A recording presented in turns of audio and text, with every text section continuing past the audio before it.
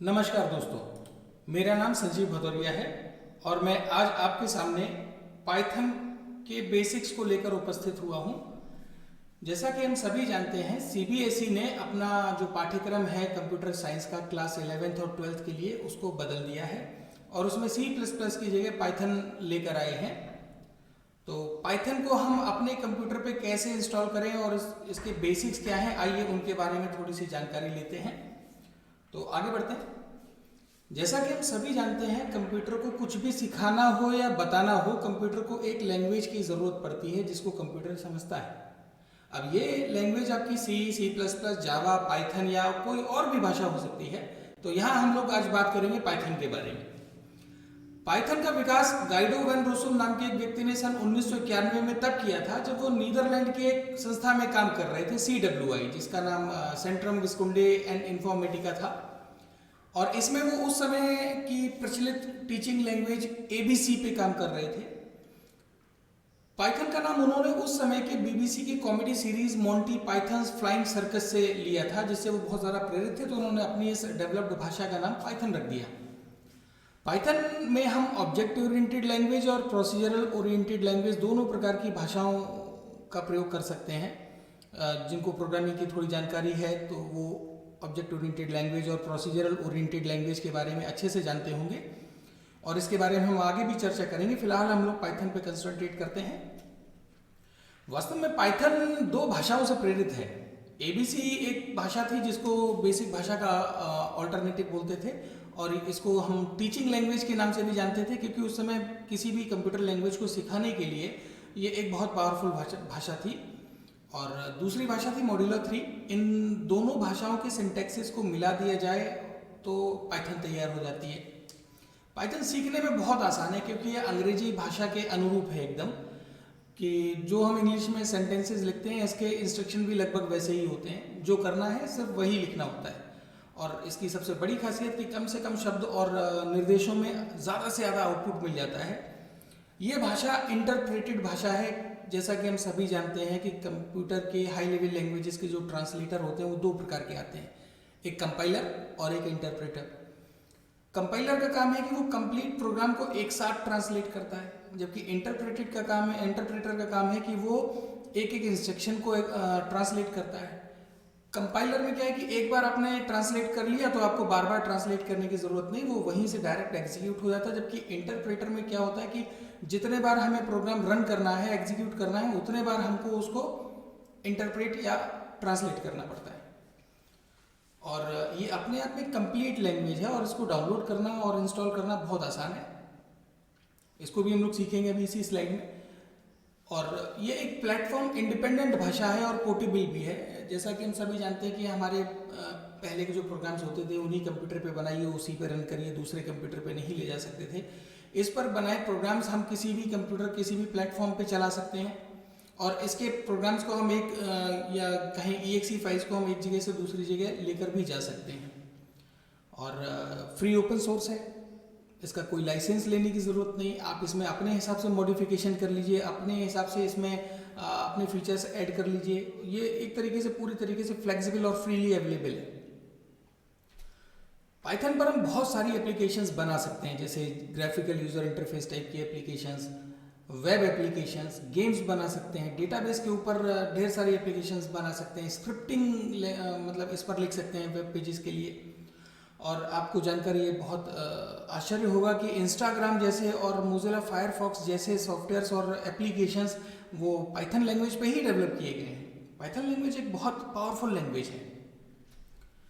Python में कुछ कमियां भी हैं, सारी लैंग्वेजेस में कमियां होती हैं। फास्ट लैंग्वेज नहीं है इसका। अभी तो पीछे एक कारण बताया था कि इंटरप्रेटेड होने की वजह से, लैंग्वेज होने की वजह से ये थोड़ी सी स्लो काम करती है। इसका आउटपुट बाकी लैंग्वेजेस की तुलना में थोड़ा सा लेट आता है।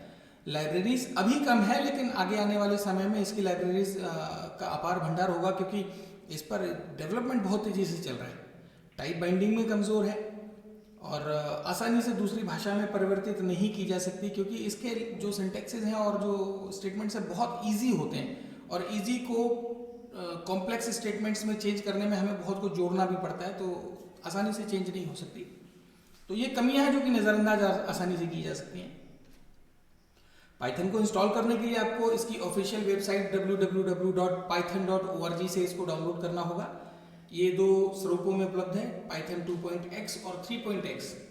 2.x अब आउटडेटेड हो चुका है, इसके बहुत सारे फीचर्स ऐसे हैं जो 3.x में नहीं चलेंगे। और हम लोग आज यहाँ जो डाउनलोड करेंगे वो 3.6.5 को डाउनलोड करना सीखेंगे। और किसी भी ब्राउजर पे आप python.org खोलिए तो आपको इस तरीके का इंटरफेस दिखाई देगा। यहाँ जो आप ये इंटरफेस देख रहे हैं इसमें आपको स्क्रॉल करके नीचे जाना पड़ेगा, क्योंकि ये पेज बहुत लंबा है, इसमें आपको नीचे जाना पड़ेगा इस साइड से स्क्रॉल करके। जब आप सबसे नीचे जाएंगे तो आप देखेंगे वहाँ पर डाउनलोड्स में ऑल रिलीजेस दिया हुआ है। यहाँ जब आप क्लिक करेंगे तो आपको पाइथन के जितने भी रिलीज्ड वर्जन्स हैं वो आपको यहाँ पर मिल जाएंगे। तो अभी जैसे मैंने कहा कि 3.6.5 हम लोग यहाँ डाउनलोड करेंगे, तो इस पर मैंने क्लिक किया तो 3.6.5 के जितने भी टाइप के इंस्टॉलर्स हैं, अलग अलग ऑपरेटिंग सिस्टम्स के लिए अलग अलग टेक्निक्स के साथ में इसके इंस्टॉलर्स हैं। तो हमें विंडोज़ के लिए एग्जीक्यूटेबल इंस्टॉलर डाउनलोड करना है। अब पहले तो आप ये देखिए कि आपका ऑपरेटिंग सिस्टम कौन सा है, 32 बिट है या 64 बिट है। अगर 32 बिट का ऑपरेटिंग सिस्टम है तो आपको Windows x86 executable installer download करना है। अगर आपका ऑपरेटिंग सिस्टम 64 बिट का है तो आपको Windows x86 64 executable installer download करना है। तो मेरा सिस्टम चूंकि 64 बिट का है इसलिए मैं उसको डाउनलोड करूंगा। जैसे मैं उस पर क्लिक किया तो मेरा जो सेटअप फाइल है वो डाउनलोड हो जाती है। मैं आपको दिखाता हूँ सेटअप फाइल किस तरीके से डाउनलोड होती है। इसको एस्केप करूँ ज़रा, ये देखिए इसकी जो सेटअप फाइल है वो मैंने यहाँ डाउनलोड करके रखी है। ये इस तरीके से आपको दिखेगा पाइथन 6.5 AMD 64 बिट के लिए। इसको जब मैं डबल क्लिक करूँगा तो आपके सामने इस तरीके की स्क्रीन, चूँकि मेरे पहले से इंस्टॉल्ड है इसलिए उस तरीके की स्क्रीन नहीं आ रही है, क्योंकि मेरे में सिस्टम में इंस्टॉल हो चुका है। तो मैं आपको यही बता रहा था कि आपके सिस्टम में इस तरीके से कुछ स्क्रीन आ जाएगी, ये वाली। इसमें आपको इस वाले बटन पे ध्यान रखना है कि ये अनचेक्ड रहता है, आपको इसको चेक करना है। ऐसा इसलिए करते हैं ताकि आपको आगे आने वाले समय में परेशानी ना हो। जब आप इस पर डेवलपमेंट कर रहे होंगे या प्रोग्राम लिख रहे होंगे तो रन कराने के लिए बार बार आपको पाथ इंक्लूड करने की ज़रूरत नहीं होती है।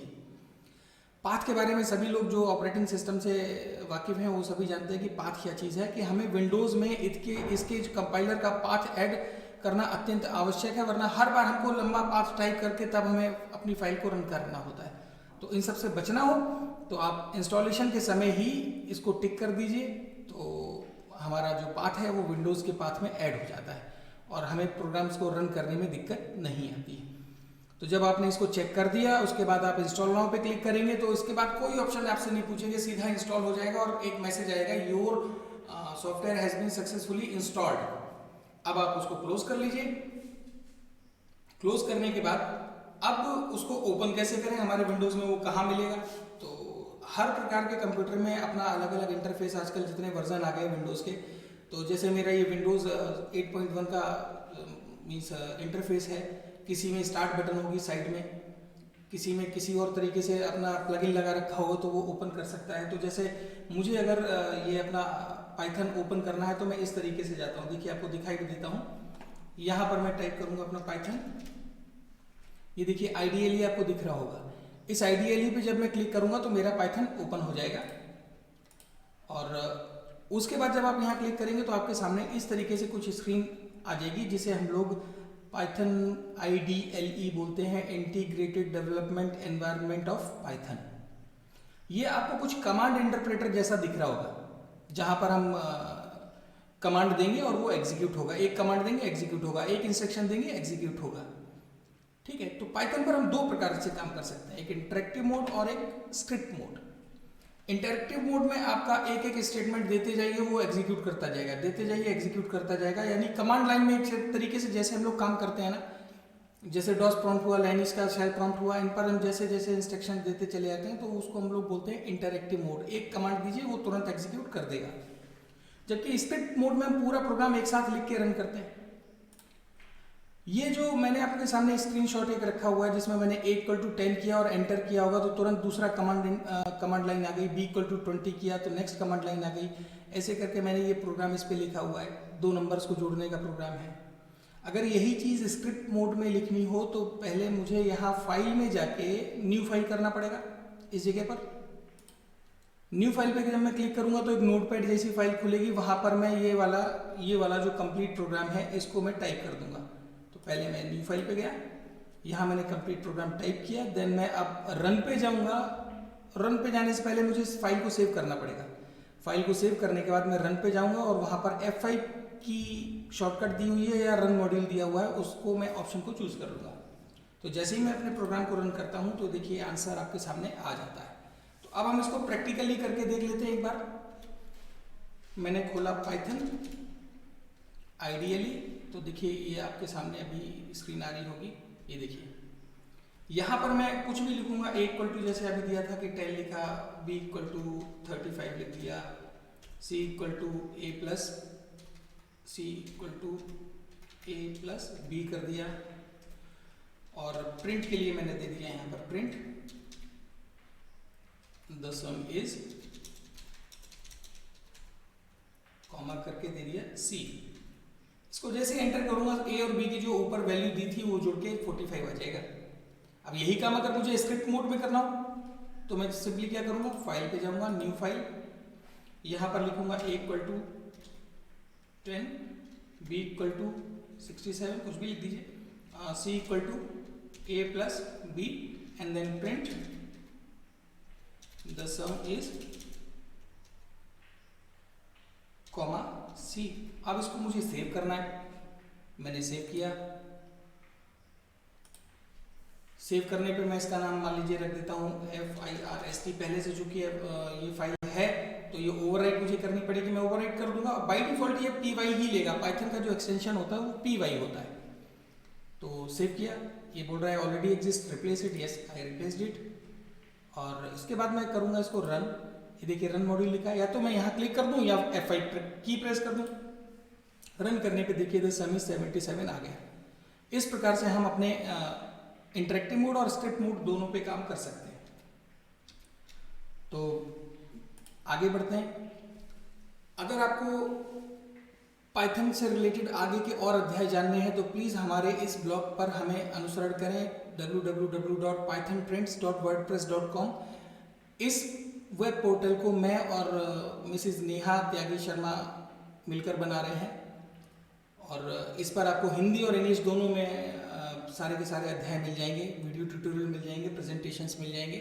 तो आप लोग इसका लाभ उठाइए, और आपके जो भी सजेशंस हों प्लीज़ हमें ईमेल करिए, हमारे इस पर ब्लॉग पर मैसेज छोड़िए। आप लोगों का बहुत बहुत धन्यवाद। मेरा नाम संजीव भदौरिया है।